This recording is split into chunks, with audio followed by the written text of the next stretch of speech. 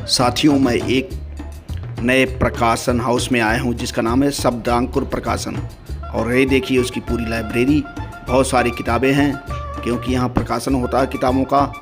और इसके मालिक जो हैं एक शायर और कवि भी हैं जिनका नाम है श्री के शंकर सौम्य। तो श्री के शंकर सौम्य जी सामने बैठे हैं, साथ में हैं प्रसिद्ध हिंदी के कवि, हिंदी गूंज के संस्थापक श्री नरेंद्र कुमार निहार जी। Hello sir. दोनों से हम आबरू होते हैं। तो स्वागत है आपका शब्दांकुर प्रकाशन में। तो ये देखो शब्दांकुर प्रकाशन में आ चुके हैं हम लोग। तो ये देखिए वो शब्दांकुर प्रकाशन। साथियों नमस्कार, मैं नरेंद्र सिंह निहार।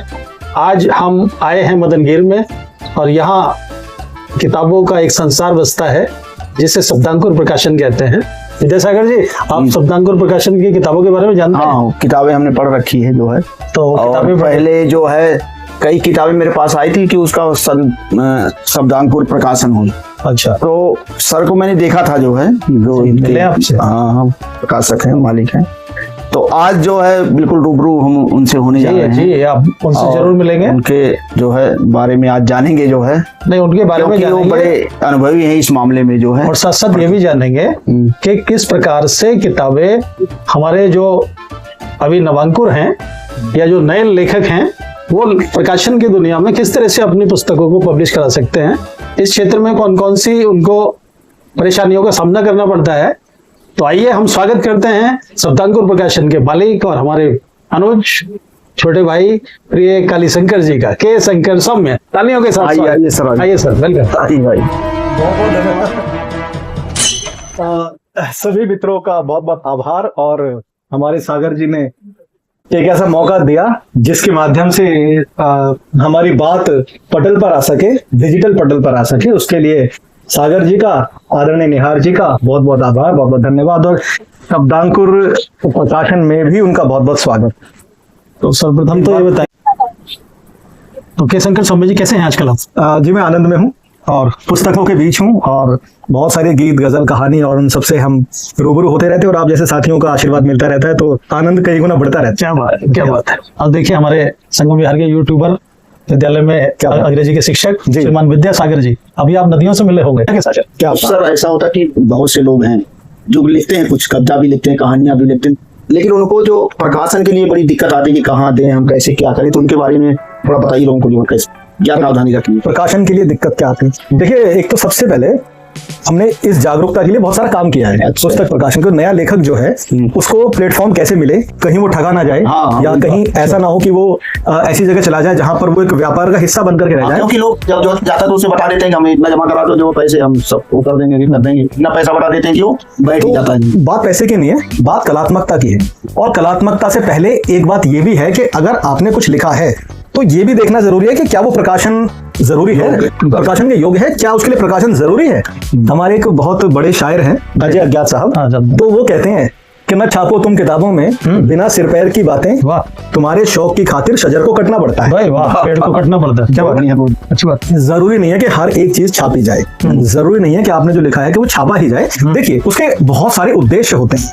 आपने किस लिए लिखा है ना? तो आप उसको सिर्फ सोशल मीडिया पे पोस्ट करने के लिए लिखा है, या आपने कुछ कंटेंट राइटिंग से संबंधित कुछ लिखा है, या सिर्फ अपने दोस्तों को सुनाने के लिए लिखा है, या फिर आपने प्रकाशित करने के लिए लिखा है। तो सबसे पहले तो ये चुनाव करना जरूरी है कि जो आपने लिखा है, आपने प्रकाशित करने के लिए लिखा है, तो उसमें आपका लक्ष्य क्या है, क्या चाहते हैं आप अपनी पुस्तक से। क्या आप चाहते हैं कि आपकी किताब बिके, लोग खरीदें, या आप चाहते हैं कि आप सिर्फ एक दस्तावेज के रूप में उसको प्रकाशित करके रखें और लोगों को दिखाएं, एक पहचान चाहते हैं, या स्वांतर सुखाए आप उसको प्रकाशित करना चाहते हैं। स्वामी जी, मेरा मानना है कि जब भी कोई लेखक अपनी पुस्तक प्रकाशन की दिशा में बढ़ता है तो उसका सबसे पहला लक्ष्य होता है अपनी कीर्ति को बढ़ाना, यश प्राप्त करना।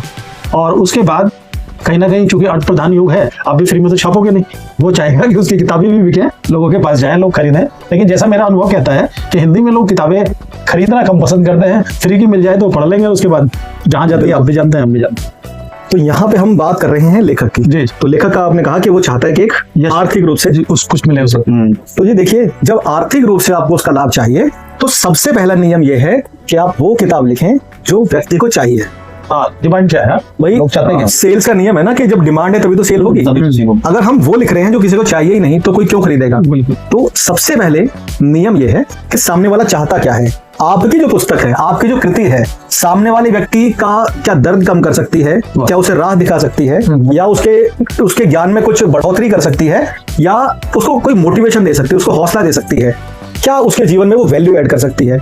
अगर वो कुछ वैल्यू ऐड कर सकती है तब वो खरीदेगा, तब तो वो खरीदेगा।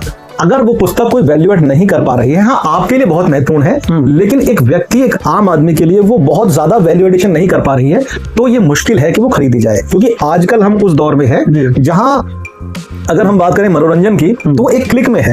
आपको कितना मनोरंजन चाहिए, आपके जेब में मोबाइल फोन है, आप निकालिए, 2 घंटे बीत जाएंगे स्क्रॉल करते करते, क्योंकि वो दौर है। तो आज के दौर में जब आपके एक क्लिक में मनोरंजन है, वहां पे आदमी पुस्तक खरीदे, ये एक बहुत चुनौतीपूर्ण काम है। आपको उसको पकड़ के रखना, उसके इंटेंशन, उसके फोकस को पकड़ना है कि वो इधर उधर ना जाए, कुछ ऐसी चीज जो वो देखकर मजबूर हो जाए खरीदने के लिए। मैं आपकी बात को एक वाक्य में कहूँ तो कुछ इस तरह से कह सकता हूँ कि मैं इस किताब को क्यों पढ़ूं, बिल्कुल, इस किताब में मेरे लिए है क्या। अब जो किताबें छपती हैं वो अलग अलग आयु वर्ग के लिए होती हैं। जैसे हम देखते हैं कुछ बच्चों के लिए, जैसे आप मुझे जानते हैं, मैं बच्चों के लिए लेखन करता हूँ जी, बच्चों के लिए कविताएं हैं, कहानियां हैं, बच्चों से जुड़े अनुभव का संसार है जी। और एक हमारा किशोर वर्ग है, एक युवा वर्ग है, एक बुजुर्ग लोग हैं, और आपके हमारे जैसे लोग भी हैं जो अभी मध्य आयु में हैं, ना इधर के हैं, आप भी किशोर हैं, ना इधर के हैं ना उधर के हैं, कोई तो बताए हम किधर के हैं, ना इधर के हैं ना उधर के हैं, कोई तो बताए हम किधर के हैं। आप ना इधर के ना उधर के, आप हर ओर है, क्योंकि आप किशोर हैं। किशोरों को पढ़ाते, किशोरों को पढ़ाते जरूर है भाई, लेकिन किशोर नहीं, किशोरों को बस समझो, राज को राज रहने दो। जी, तो ये आपने प्रकाशन के बारे में हमें बताया, क्योंकि आप बहुत अच्छे कवि और शायर भी हैं। हम चाहते हैं कि आज की इस भेंट मुलाकात में कुछ अल्फाज आपके, कुछ असरार आपके आ जाएं। और भाई सागर साहब, हम तो ये कहते हैं कि ना आंखों को झील ना होठों को कमल कहते हैं, हम तो ये शंकर सौम्य की हर बात तो गजल कहते हैं।